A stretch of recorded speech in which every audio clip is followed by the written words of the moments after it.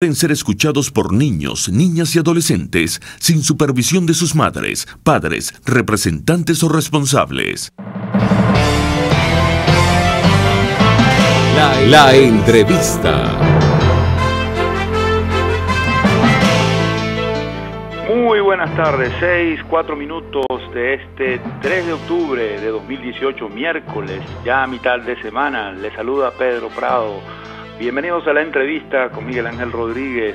Hoy, como les dije el día de ayer, voy también a estar al frente de esta edición de la entrevista con Miguel Ángel Rodríguez por RCR 750 AM para Caracas y el centro del país. También llegamos por Mundial 860 en todo el estado Táchira y norte de Santander en la República de Colombia. Calidad 90.3 FM para el sur del Táchira y parte del estado Barinas.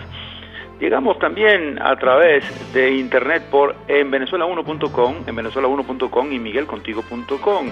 Se conectan con nosotros Noticias 7 Días TV en Panamá, @Noticias 7D en la República de Panamá, en Centroamérica, en el Istmo Panameño. En la producción está Selene Pérez, en la asistencia de producción está Oriana Urbina, en los controles aquí en Caracas, Eduardo Llanes, Luis Carrero en el Táchira y Leonardo Parlavecchio en Ciudad Bolívar. Les invito a participar como ustedes lo prefieran. En principio, en mensajería o por mensajería de texto 3456 o Dilo, un bolívar más básico más IVA. También pueden contactarnos a través de nuestras cuentas Twitter, @RCR750, @RCR750 y @Miguel Contigo. Si es de su preferencia, llámenos aquí a Caracas por teléfono al 0212-482-9750, 0212-482-9750.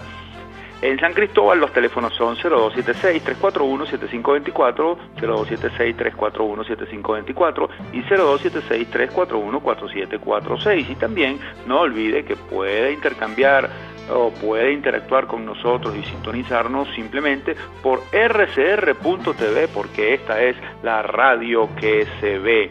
Bien, hoy ha sido un día un poco, llamémoslo así, un poco calmado desde el punto de vista informativo, pero no interesante, no deja de ser interesante. Hay algunas informaciones que vamos a nosotros a refrescarle y a llevarles, que usted tiene que tenerlas en su memoria, mantenerlas en su foco informativo, y eso es a través de nuestra sección Las Noticias que no pueden quedar en el tintero. Cuando Eduardo lo decida, comencemos la marcha y comencemos el repaso por este abanico informativo del día de hoy aquí en la entrevista. Bien, quizás la información que más ha corrido por los distintos medios de comunicación sea esta que tomamos de el portal elestimulo.com. Jueza militar que condenó a Gilbert Caro huye a Colombia y dijo que pido perdón. Voy a tratar de leer.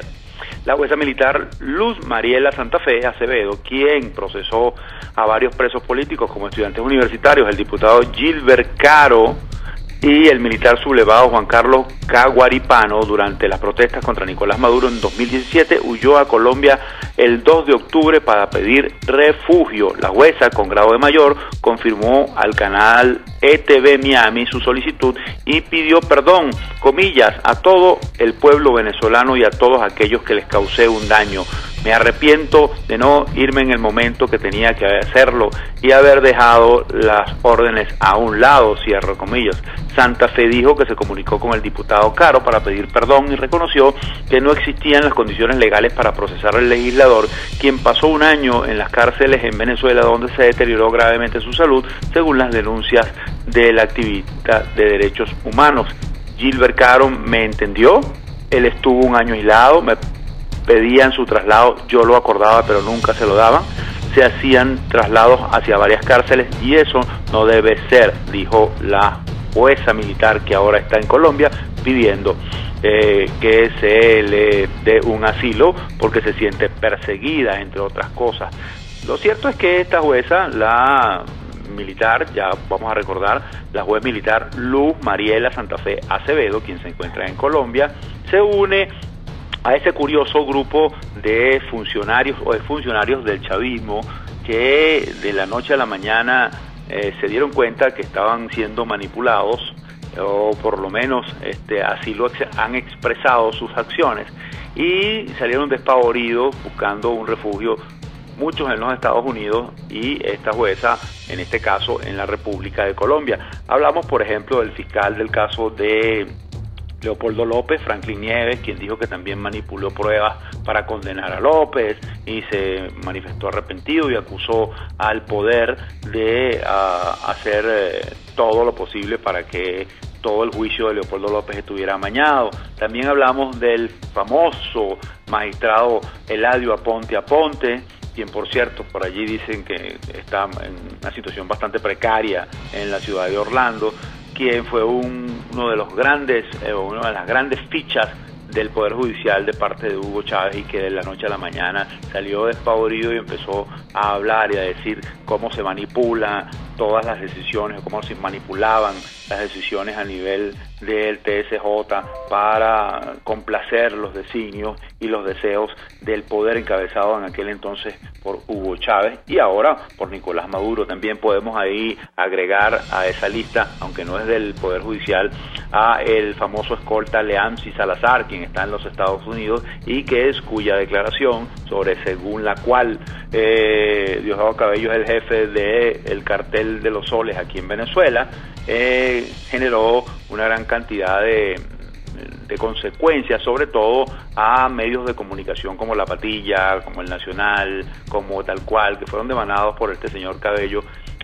por haber publicado estas declaraciones de Leamsi Salazar. Y también podemos hablar de otro personaje de gran peso durante mucho tiempo en el gobierno de Hugo Chávez, como es Rafael Licea, venido de la milicia también, y quien fue ministro de Economía, además fue gobernador del estado de Aragua, y que de la noche a la mañana salió huyendo y se encuentra en los Estados Unidos supuestamente en la ciudad de Washington, realizando estudios superiores, cosa que muy poca gente cree que sea verdad. Simplemente es una fachada para resguardarse como colaborador en los Estados Unidos. Lo cierto es que es una lista que se ha alargado, que ha crecido con el tiempo, y ahora se une esta militar, esta jueza Luz Mariela Santa Fe Acevedo, quien procesó, como sabemos, entre otros, a Gilbert Caro, el diputado de Voluntad Popular, a el militar Juan Carlos Caguaripano, que está detenido y a quien acusan de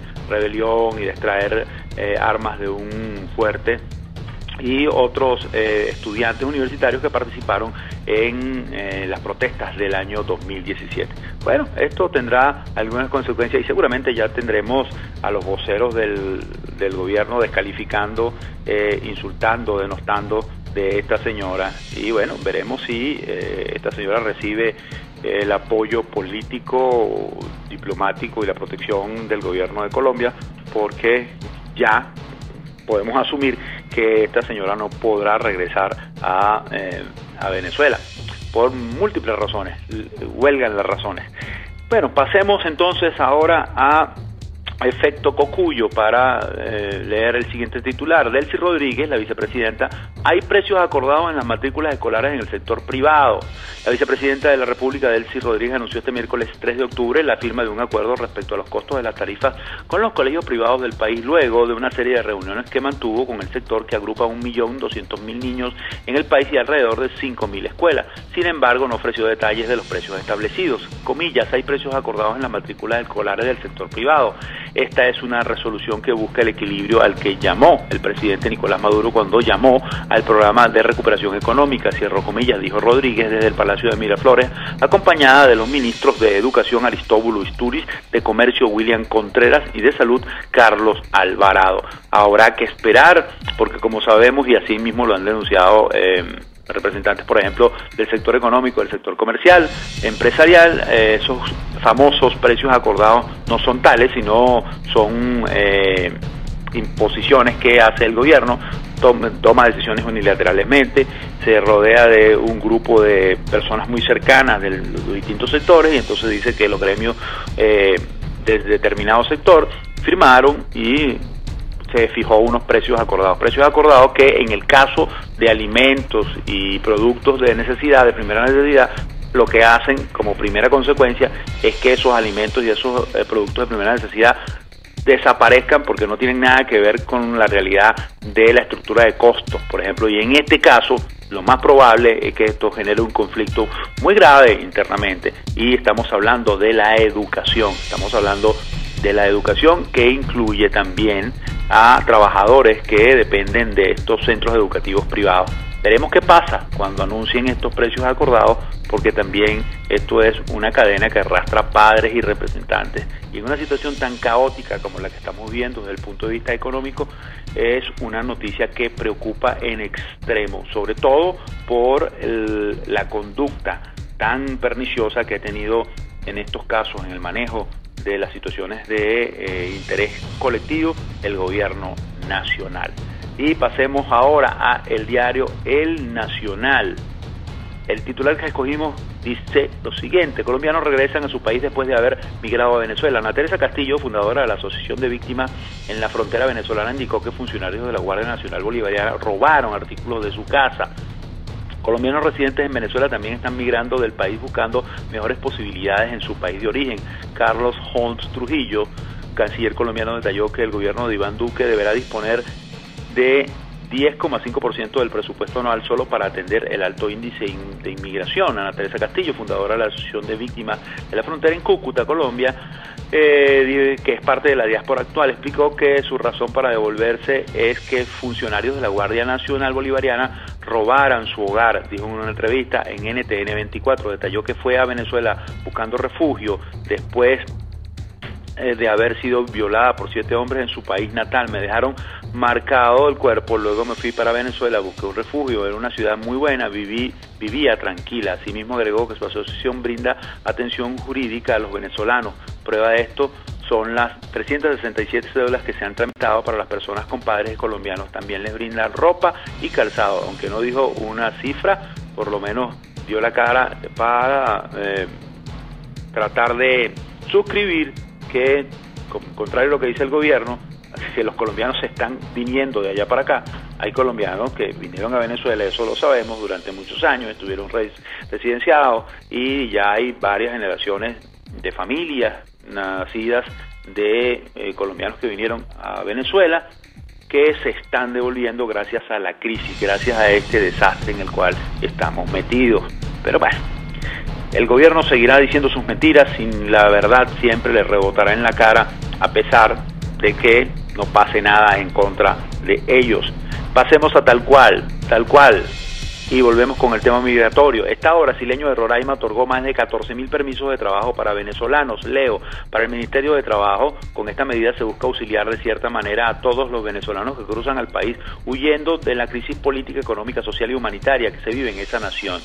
El miércoles 3 de octubre, el Ministerio de Trabajo de Brasil informó que desde septiembre del 2017 hasta junio de 2018, solo en el estado de Roraima se han otorgado 14.300 permisos de trabajo para venezolanos que llegan a establecerse al país vecino. Detalló que en lo que va de año se han emitido en el estado fronterizo 11.547 permisos laborales para venezolanos, cifra que supera el número de permisos emitidos a los extranjeros durante todo 2017. Eso lo que significa es que la migración de venezolanos hacia esa zona de Brasil, esa zona norteña de Brasil, es cada día mucho más grande, o pasa el tiempo y se hace mucho más grande, como casi toda la migración que ha salido del país durante estos años, sobre todo durante la gestión del señor Nicolás Maduro. El estado de Roraima es el estado más cercano a nuestra frontera, específicamente más cercano al estado Bolívar, y por allí se ha ido y se siguen yendo cientos de miles de personas. Por lo menos esta cifra, 14.000 y tantos, 14.000 para ser exacto, 14.000, vamos a buscar la cifra, 14.300 por lo menos tienen permiso para trabajar. Hay otros que no, hay otros que corren el riesgo de ser reportados, otros que corren el riesgo de tener que enfrentar situaciones calamitosas, o por lo menos tienen la posibilidad, algunos de ellos, de buscar un sustento que aquí no tienen, que aquí no encuentran, gracias a nuestro gobierno, al gobierno de la revolución bonita, como se ufanaban ellos de decir. De bonita no sé qué tiene. Pero continuemos con el tema económico. Vamos a Noticiero Digital. Fedeagro afirma que solo están abasteciendo 25% del consumo nacional. El presidente de la Confederación de la Asociación de Productores Agropecuarios, Fedeagro, Achilles Hopkins, afirmó que únicamente están abasteciendo el 25% del consumo nacional, lo que significaría que 3 de cada 4 productos de los venezolanos o que le llega a los venezolanos son importados. Asimismo indicó que Venezuela tiene, comillas, gran cantidad de terreno fértil no aprovechado, lo cual podría suministrarles distintos alimentos a los ciudadanos. Venezuela tiene 9 millones de hectáreas con potencial para la producción agrícola vegetal y no hay cultivadas ni siquiera 2 millones de hectáreas. Tiene un potencial de 30 millones de hectáreas para la ganadería y no tiene ocupada ni siquiera 7 millones. Una de las razones para que esto se presente así, para que este drama esté vigente, es la famosa política de expropiación de estos 20 años. Aquel Hugo Chávez autoritario, pendenciero, que llegaba a un lugar y decía exprópiese, como si eso le perteneciera a él, como si él fuera el apoderado o el decisor del destino de todo el mundo. Esto generó que el campo fuera verdaderamente devastado y que hoy vivamos esta realidad. Y además, en vez de subsanarla, la incrementaron no solamente con expropiaciones, sino con invasiones, con hechos delictivos como apoderarse sin ton ni son de terrenos y de espacios y de comercios. Y además de todo eso, en vez de buscar una salida constructiva, eso lo que generó fue rancheríos, pobreza, desabastecimiento, pérdidas de trabajo, una gran cantidad de cosas, quiebra de gente que perdió toda el capital, de familias, incluso de generaciones en generaciones que tenían un capital forjado en el campo.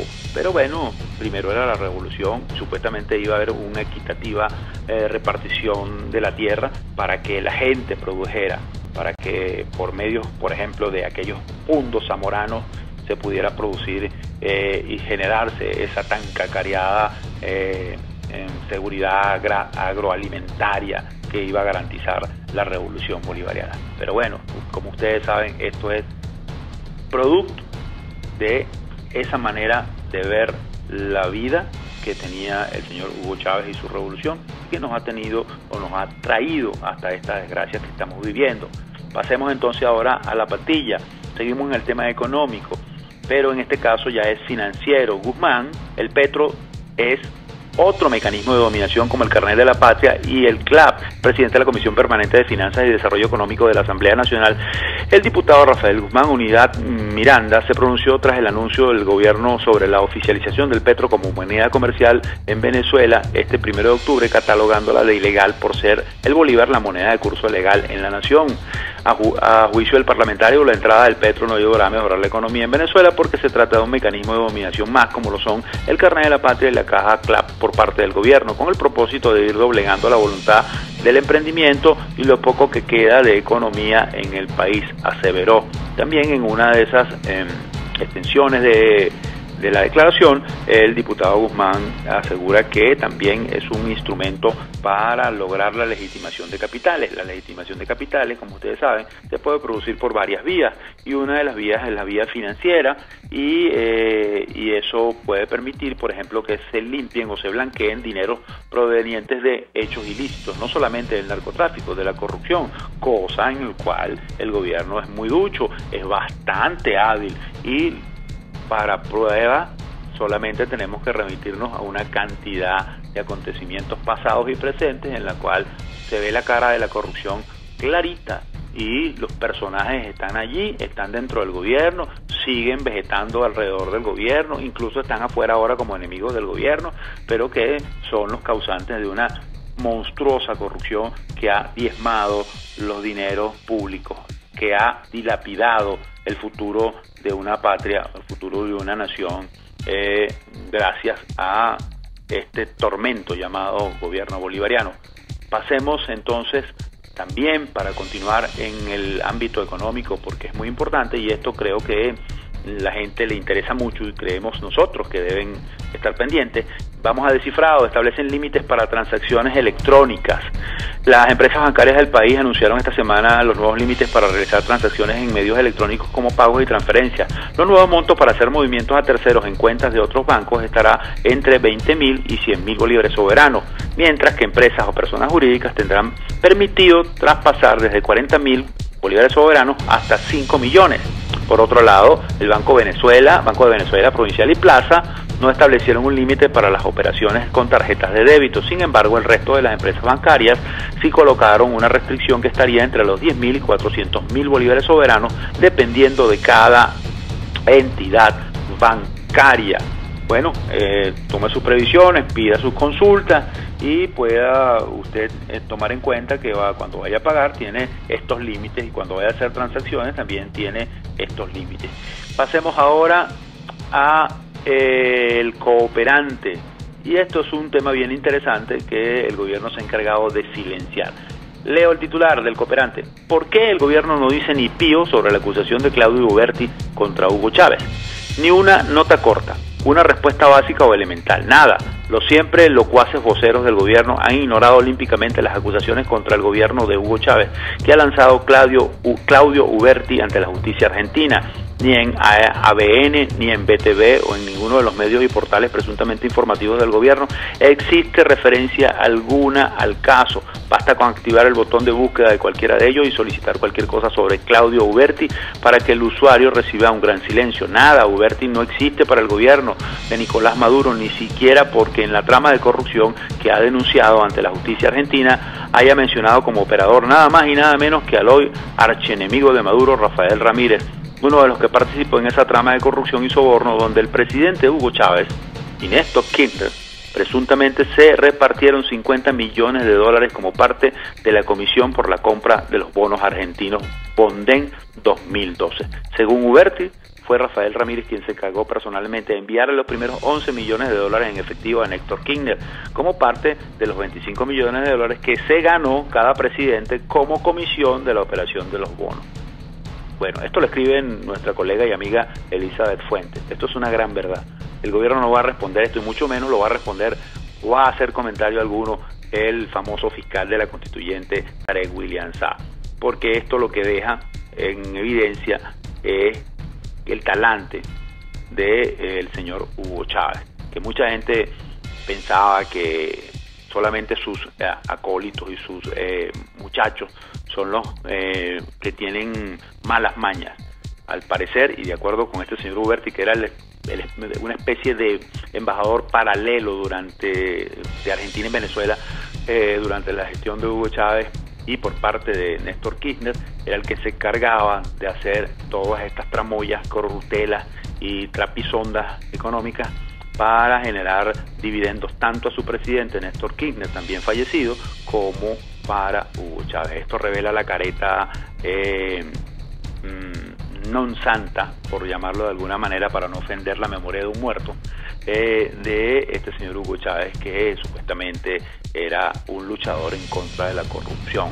Y ahora resulta que en aquel juicio, el juicio de las coimas, que tiene verdaderamente alborotado a la sociedad bonaerense, a la sociedad argentina, por la cantidad de plata que se robaron haciendo todo tipo de triquiñuelas, este señor Claudio Uberti señala que Chávez personalmente se encargaba, entre otras cosas, o supuestamente personalmente, de manejar este tipo de cosas, y en uno de los casos se repartieron, le encargaron 50 millones para repartirse entre él y Néstor Kirchner. Y esto aquí se sabe porque hay portales como este, como La Patilla, como el del Nacional y otros que han revelado esto, y uno lo puede también contactar en los portales de Argentina, pero el gobierno no dice absolutamente nada. Claro, el gigante no se puede tocar, el gigante es un santo, a pesar de que Claudio Uberti diga que es un pillo. Vamos a hacer un paréntesis aquí en la entrevista con Miguel Ángel Rodríguez. Son las 6:28 minutos, les habla Pedro Prado, ya regresamos.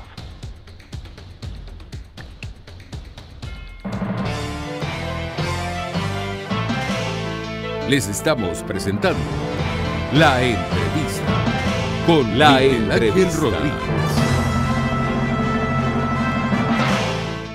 Puedes seguirnos en nuestras redes sociales.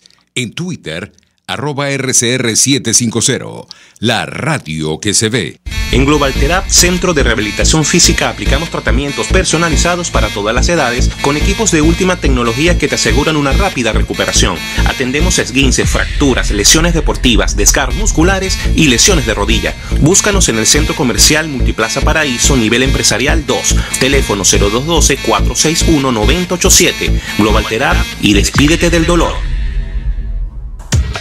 Para tus celebraciones privadas, familiares, laborales o de graduación, te recomiendo el restaurante Lon Low. Acércate y pide tu presupuesto y ponle música, decoración, pasapalos, comida y más a tu celebración. Acércate y coordina para que tu celebración sea inolvidable y degustes exquisitos platos nacionales e internacionales. Avenida Teresa de la Parra en Santa Mónica, calle Rufino Blanco Fombona a la derecha después del centro comercial. Bar restaurante Lon Low, poquito, pero sabroso. RCR 750 AM, porque lo bueno une.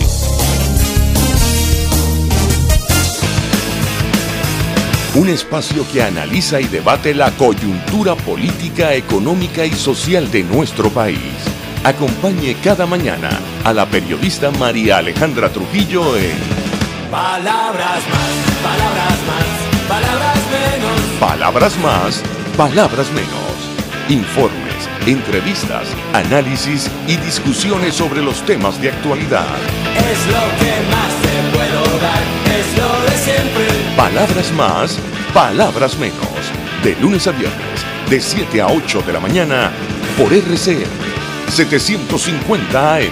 Palabras más, palabras más, palabras menos. Son las 6:28. Desde los sectores populares del país se escucha una clara señal. Es el radar de los barrios. Evelyn Martínez y la Red de Ciudadanos le invitan a identificar amenazas, ubicar soluciones y hacer seguimiento eficiente a las problemáticas de cada sector. Un espacio contra la polarización donde se construye de abajo hacia arriba y de adentro hacia afuera. El radar de los barrios, de lunes a viernes, a partir de las 10 de la mañana, solo por RCR 750 AM.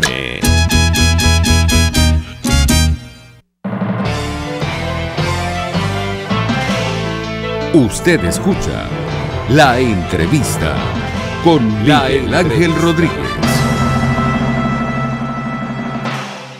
6:31 minutos, les habla Pedro Prado en la entrevista con Miguel Ángel Rodríguez por RCR 750 AM para Caracas y el centro del país. Quiero recordarle que estamos saliendo por vía internet y que, bueno, les invitamos a sintonizarnos por ese canal de comunicación debido a que tenemos ciertos problemitas con nuestro transmisor principal que estamos solventando y que esperemos pronto sea resuelto para llevar la señal nuevamente a nivel nacional. Bien, ahora en esta parte del programa vamos a conversar con el doctor con el doctor Roberto Briceño León, director del Observatorio Venezolano de Violencia, porque se acaba de producir un informe de SECODAT y esta organización que arroja informaciones verdaderamente preocupantes, yo diría que aterradoras, respecto a los niños y los jóvenes en cuanto a la violencia, en cuanto a la muerte de niños y jóvenes por causa de la violencia, en cuanto a cómo la violencia ha afectado a la niñez y a los jóvenes. Específicamente este informe está referido al año 2017, pero tiene datos verdaderamente espeluznantes. Por ejemplo, mueren 3 niños diarios, o murieron 3 niños diarios por culpa de la violencia en Venezuela en 2017. Eso es un dato verdaderamente dantesco. También, como lo reseña el diario El Nacional, los niños son atraídos por bandas criminales a cambio de comida, por ejemplo, y una gran cantidad de aberraciones que difícilmente uno podía imaginarse años atrás. Pero vamos a hablar con el doctor Briceño León, a quien le damos las gracias por atendernos y le pedimos por favor de entrada que nos agregue más información respecto a lo que dice este informe que se acaba de presentar. Buenas tardes, le habla Pedro Prado. Buenas tardes, Pedro. Saludos para ti y para tus oyentes. Este es un informe que elabora SECODAP, que es una organización dedicada al estudio, al análisis y a la protección de los niños y niñas y las escuelas, y el Observatorio Venezolano de Violencia, que como sabes está formado por 8 universidades nacionales. Quisimos dedicarnos a ver la situación de violencia que estaban padeciendo los niños y los adolescentes, y este informe se concentra en menores de 17 años.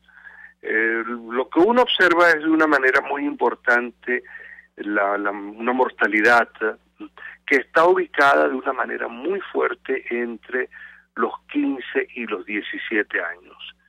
Es una edad muy crítica, es una edad en que los jóvenes dejan el liceo, dejan la escuela y no logran ingresar ni al mercado de trabajo ni a la universidad. Entonces están en una fase muy conflictiva, y en este rango de edad entonces se producen enfrentamientos, se producen conflictos, y lo que encontramos es que hay una importante mortalidad de los jóvenes. De las víctimas de violencia y de las víctimas de homicidio en el país, el 60% son jóvenes, están entre los 29, y cuando uno observa el grupo que está entre 15 y 17, pudimos registrar para el año pasado 1.300 jóvenes y niños muertos.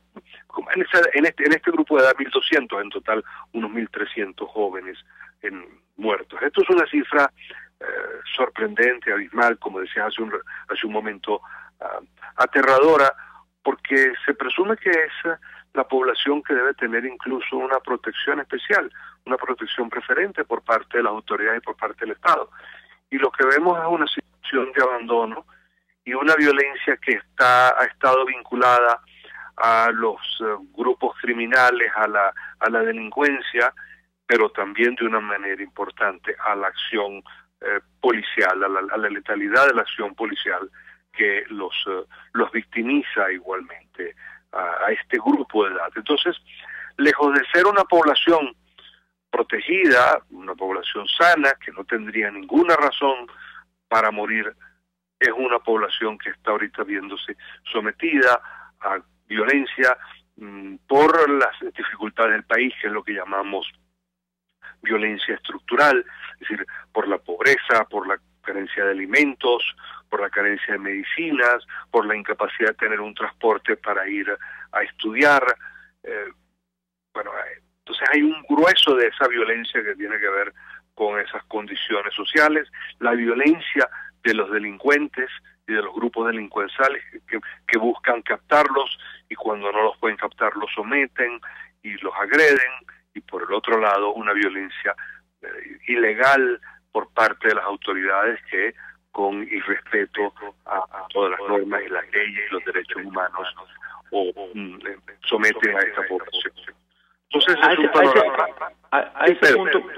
a ese punto quería referirme, y quisiera que usted nos precisara cómo son las cifras respecto a un hecho que parece de terror, en el sentido de que los jóvenes son objeto de las acciones policiales que generan víctimas. Es decir, los cuerpos de seguridad tienen como, llamémoslo, objetivo a los jóvenes, y como dicen ellos, le dan de baja en sus acciones. ¿Eso es cierto? Completamente cierto. Eso es una actuación que está... Nosotros en el informe pudimos verificar detallado, y pudimos tener una constancia de 108 jóvenes y niños que fueron asesinados por los cuerpos policiales bajo el concepto de resistencia a la autoridad, de haber resistido. Ahí hay jóvenes que están, como digo, entre 15 y 17 años, Pero hay un caso, por ejemplo, que está entre 5 y 9 años. O sea, es algo que suena difícil de entender, que un niño entre 5 y 9 años haya resistido a la autoridad y ellos por eso haya sido necesario pararle, someterlo y darlo de baja, como dices. Hay otros casos que está entre 10 y 14 años. Es algo que resulta bien inexplicable. Ahora, esto es un pequeño grupo, como dicen, la punta del iceberg, lo que apenas logramos de un fenómeno grande que son las víctimas de la acción policial. Para el año pasado pudimos contabilizar más de 5.600 personas fallecidas en manos de los cuerpos policiales. Algunos acusados de ser delincuentes, otros en los cuales podía haber duda y que los propios familiares durante todo este tiempo han reclamado que no lo eran. Pero aún en el caso que fuesen unos delincuentes, la ley venezolana, la Constitución venezolana, no permite la pena de muerte. La Constitución venezolana lo que obliga es a perseguirlos, a detenerlos, a arrestarlos, a que sean juzgados y condenados de acuerdo a la legislación. Y eso tiene un propósito fundamental, que es pacificar el país. No se trata simplemente de decir a alguna gente, bueno, pero es que ¿hasta cuándo se defienden los derechos humanos? Es que defender un proceso justo, defender un procedimiento judicial adecuado, es defender la paz de los venezolanos, es defender que no tengamos más violencia, que no se incremente la violencia en el país.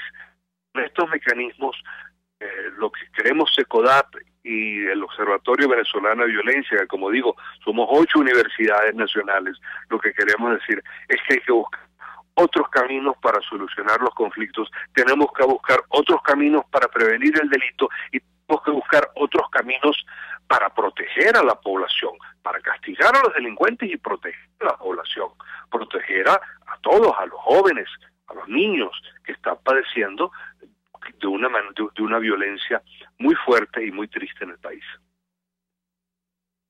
Con Roberto Briceño León, director del Observatorio Venezolano de Violencia, ¿qué razones tendría un gobierno que se erige como defensor de los pobres? ¿Qué razones tendría en el fondo para permitir que situaciones como esta, tan aberrantes, se produzcan y no haya una respuesta de parte de las autoridades, sobre todo autoridades que están sometidas a los designios de una sola persona o de un grupo de personas? Es completamente incomprensible, es inexplicable para un gobierno, para una conducción política que se dice que protege a los pobres, que durante más de una década como incluso lo hizo hasta poco antes de su muerte en los programas del presidente Chávez, de que no iba a utilizar la policía porque la policía era propio de un gobierno de derecha y ellos eran un gobierno de izquierda y que por lo tanto no iba a usar la policía para reprimir a los delincuentes. Y lo que vemos ahora es el peor rostro de la acción policial, el rostro de las políticas de mano dura como han aplicado las dictaduras, como han aplicado las acciones criminales en otras partes del continente y que han demostrado que no tienen ninguna eficiencia. La única eficiencia que pueden tener es un mensaje populista del momento de que hemos eliminado unos cuantos delincuentes y transitoriamente lograr una cierta disminución por mientras se reorganizan las bandas, mientras se reorganizan los liderazgos, mientras se establecen nuevamente las acciones. Que hay que buscar una política más sostenida. Entonces es completamente incomprensible, es además contradictorio y es además que uno lo siente, como lo decía un colega universitario que ha sido por mucho tiempo partidario del partido de gobierno, sencillamente es una gran vergüenza, ¿no?, para el país, es una gran vergüenza para la revolución y el gobierno bolivariano, este tipo de conductas, este tipo de acción, esta concepción de la seguridad basada en la guerra, en las armas, en la acción militar, ¿no?, cuando la seguridad ciudadana es exactamente lo contrario, una guerra. Es la manera en la cual se evita la guerra y se puede construir la convivencia, la paz, el diálogo entre personas que piensan distintas, entre individuos que suceden distintos. Ahora, lamentablemente, lo que tenemos en el país es una acción represión, una acción militar, donde parece que la única política de seguridad que tienen las autoridades, que tiene el gobierno, son las llamadas operaciones de liberación del pueblo y las actuaciones de estos grupos, comandos de la policía. Pedro. Quiero ir a un terreno que yo desconozco, pero que me tomo la libertad de hacer la pregunta tomándolo como punto de partida, sin pretender ir al terreno de la psicología social, sin pretender ir al fondo psíquico de todo esto. ¿Pudiera haber en el gobierno la intención de aplicar una política de exterminio social solapada? Cuando usted tiene a una policía que mata jóvenes y no pasa nada, cuando, por ejemplo, usted, siendo contrastado con un exministro de comunicación, él se reía cuando usted le daba cifras de cómo estaba de cruenta la violencia en Venezuela, ¿eso no pudiera ser parte de la estructura psíquica en el proceder de un gobierno como este? Bueno, realmente, como dice, es difícil saberlo en términos individuales, en términos de lo que hay dentro de su mente, su conciencia. Ahora, lo que sí es evidente en términos de los objetivos, que lo que hay es un silencio absoluto sobre su realidad. No se menciona, no está, se ocultan las cifras. Tenemos 14 cifras oficiales, cuando en cualquier otro país de América Latina uno puede, salvo Cuba, uno puede meterse y averiguar todas las informaciones que hay sobre homicidios, secuestros, robos. En Venezuela, hace 14 años eso no ha estado abierto a la población venezolana. Lo que ha existido es una política de negación del problema de forma sistemática, y lo que ha existido en este último tiempo es, como mencionabas, una idea, una visión de exterminio, no de castigo, no de recuperación. Y el concepto de exterminio no es un concepto que utilizamos nosotros desde las universidades, es un concepto que utilizó la fiscal Luis Ortega en el informe que el año pasado redactó sobre las acciones de la ULP y lo que ha sido su actuación. Y el concepto de exterminio es el cual ella presenta y utiliza en las denuncias que ha hecho ante los organismos internacionales de justicia. Es decir, hay una acción, una política de gobierno que, más allá de la intención, porque la gente puede, bueno, uno no puede saber realmente la intención que tienen. Bueno, más allá de la intención, lo que se mide son hechos, actos, evidencias, y lo que está en evidencia es ese tipo, esta política, que es una política que en otros lados se ha llamado de limpieza social, que en otros lados se ha llamado como de exterminio de delincuentes, pero que básicamente, ¿no?, lo que busca es generar una política de seguridad no basada en la recuperación del Estado de Derecho, de la paz, de la convivencia, de lo que es el fundamento del progreso y el bienestar de la población, sino al contrario, de la acción bélica, de la destrucción del enemigo. Y entonces uno puede irse más atrás, bueno, y lo que hay aquí en todo esto, en el silencio, en la negación y en la acción extrajudicial, es una decisión política de intentar mantenerse en el poder, conservarse en el poder, de intentar ocultar una realidad. Estamos hablando con Roberto Briceño León, director del Observatorio Venezolano de Violencia. Estamos en el último trimestre del año, doctor. Ya ustedes, creo que perdimos la comunicación con el doctor Briceño León. Selene, Eduardo, cuéntenme, porque no sé si perdimos la comunicación, para establecer o ubicar a nuestra audiencia. Creo que sí. Me estoy escuchando solamente.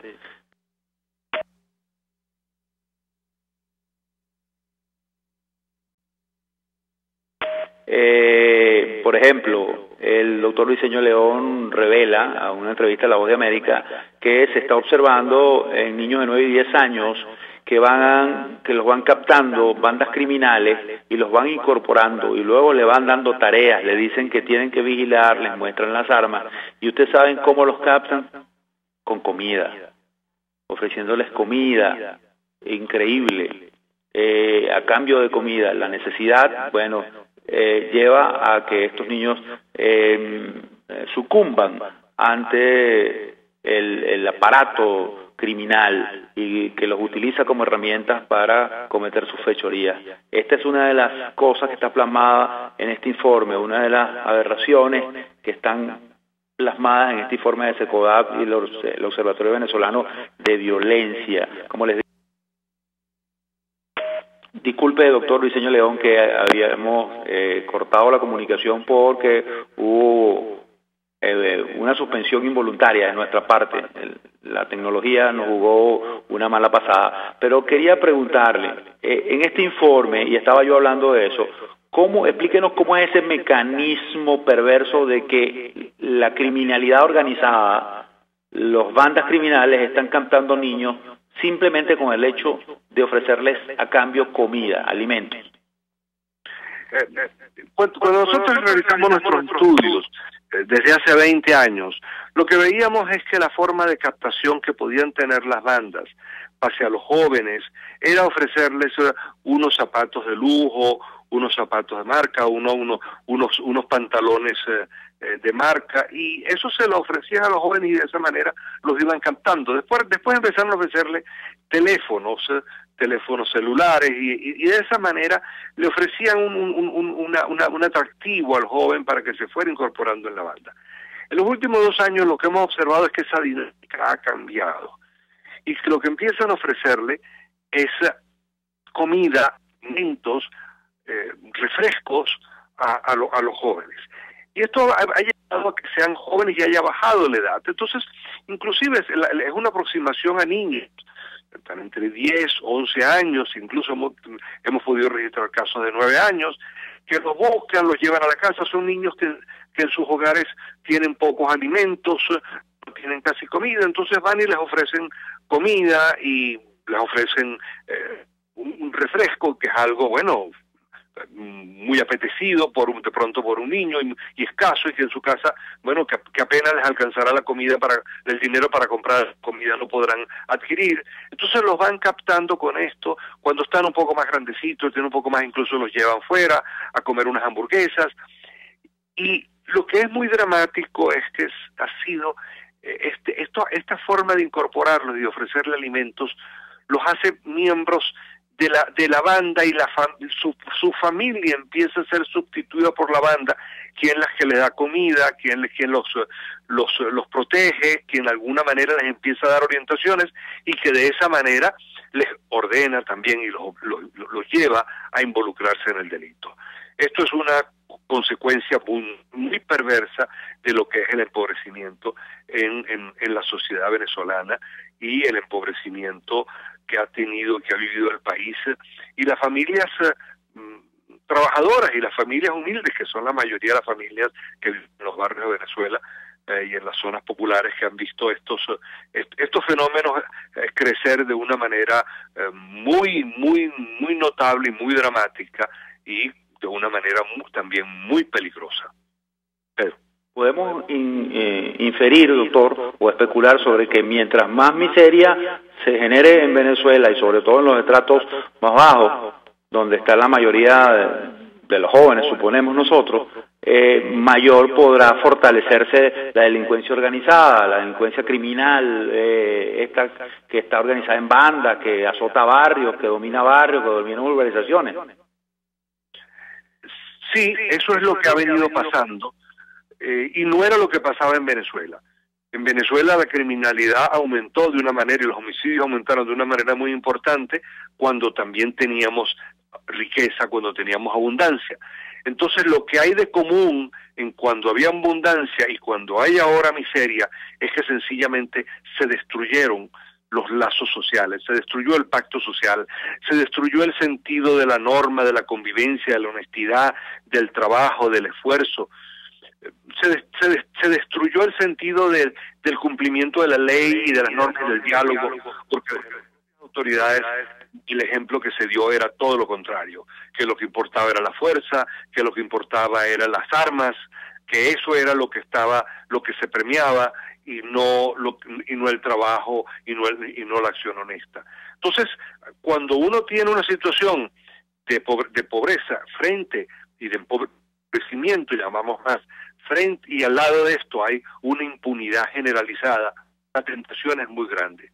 Sin embargo, debo decir, en honor a la verdad, que nosotros nos sentimos desde el Observatorio Venezolano de Violencia muy orgullosos de nuestra población y de nuestra población pobre que está resistiendo y que resiste, y que su gran mayoría, en medio de las penurias que tiene, del hambre, del no encontrar transporte para ir a la escuela, al trabajo, al liceo, en medio de todas esas dificultades, se mantiene honesta. Hay un pequeño grupo, sin embargo, que cae en las redes de la delincuencia y que empieza a caer por todos estos mecanismos, por la necesidad, pero hay que decir que la gran mayoría es una población trabajadora, honesta, que sufre, que padece notablemente el hambre, la miseria y la inseguridad, pero con todo y eso está apostando por una Venezuela distinta, está apostando por una Venezuela donde se recompensa el trabajo, donde se recompense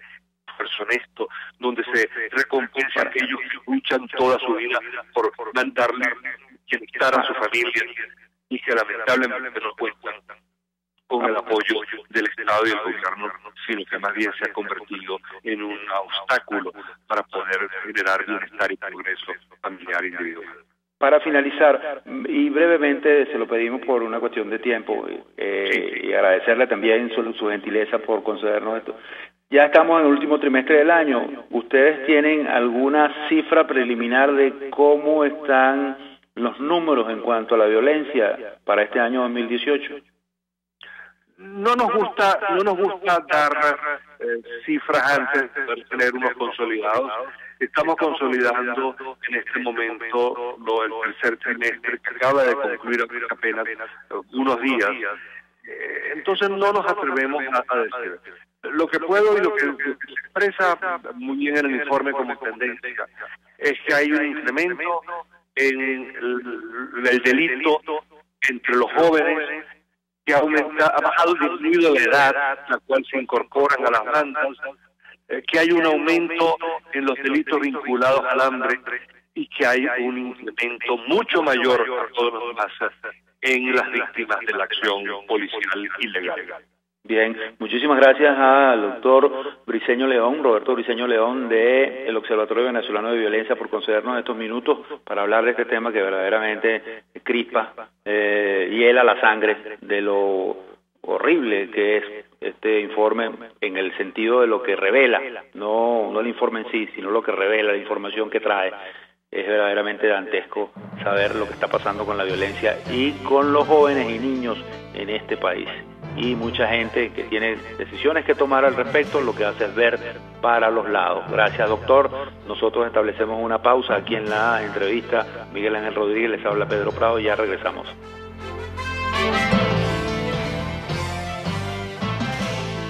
Les estamos presentando la entrevista con Miguel Ángel Rodríguez.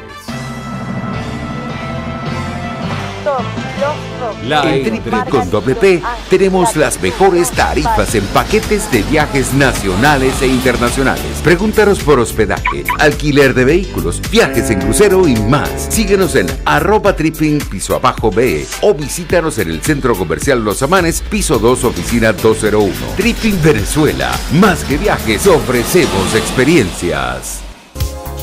En carnavales, Semana Santa, vacaciones escolares y navideñas, aprovecha las promociones y ofertas de Cauchera Fran Luis en RIL 13, 14, 15, 16, 17 y para camiones en cauchos nacionales e importados a precios insuperables. Final Avenida Baral, pasando la estación de servicio y al lado del banco. Teléfono 0416-607-6406. Cauchera Fran Luis, tu mejor opción.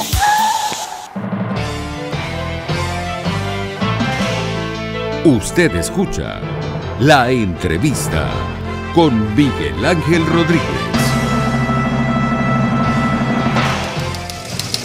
Las 4 del patíbulo. Bien, y como casi siempre, vamos a terminar esta edición de la entrevista de hoy miércoles 3 de octubre de 2018 con las 4 del patíbulo que me corresponden a mí.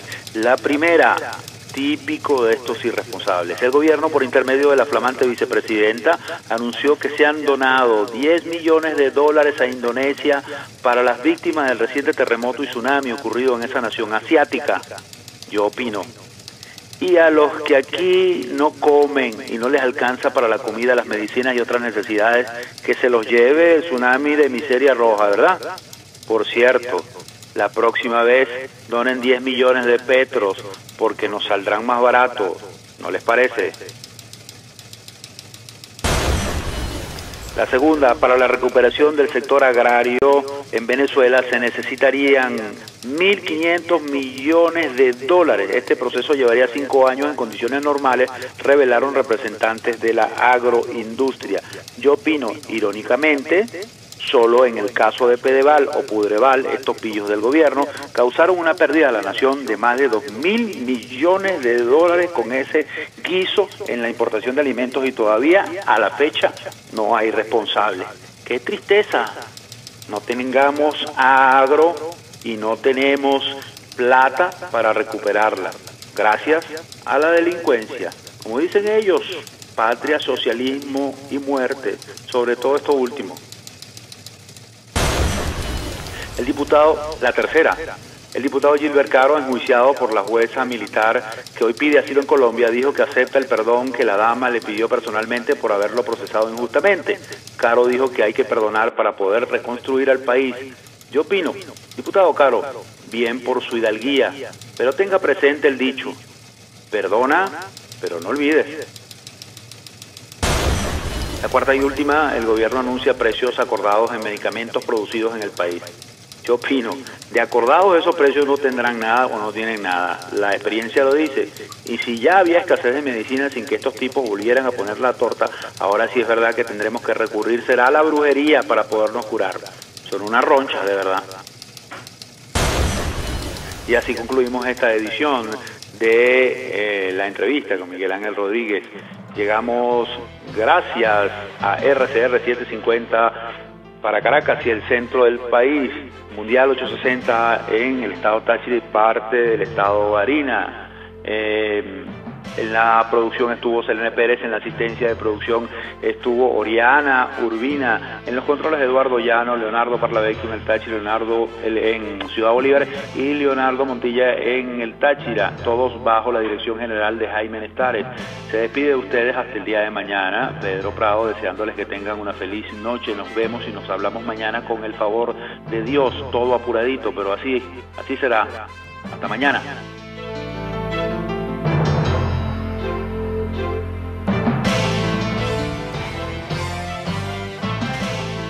Acompáñenos en la próxima emisión de La Entrevista con Miguel Ángel Rodríguez.